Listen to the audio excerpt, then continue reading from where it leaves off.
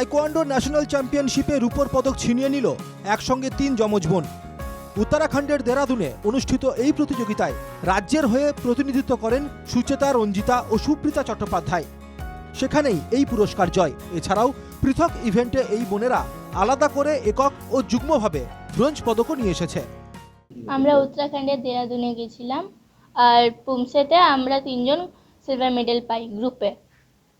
আর আমার ছোট বোন সুব্রত চ্যাটার্জি ইন্ডিভিজুয়ালে ব্রোঞ্জ মেডেল পায়, আর আমি আমার সহযোগীর সাথে পেয়ারে ব্রোঞ্জ মেডেল পাই। ঘরের মেয়েদের সাফল্যে স্বভাবতই খুশি পরিবারের লোকেরা।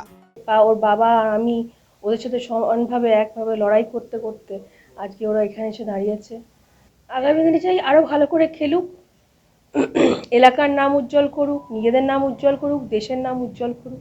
যতটুকু পারি আমি চেষ্টা করি ভবিষ্যতে ওদেরকে আরও ভালো তৈরি হতে গেলে সেরকম ট্রেন্ড ব্যাপারটা দরকার, সেরকম ইনস্ট্রুমেন্ট লাগবে। যেমন আপনাকে বলি সামান্য প্র্যাকটিস ম্যাট বা আরও যেগুলো লাগে, গার্ড দরকার, সেই গার্ডগুলো আস্তে আস্তে সেগুলো খুবই ব্যয় সাপেক্ষ বলে কিনে দেওয়া হয়ে ওঠেনি।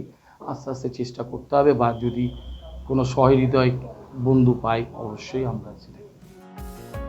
গত বছর 3 বোন রাজস্থানের কোটা থেকে রাজ্যের হয়ে ব্রোঞ্জ পদক নিয়ে এসেছিল।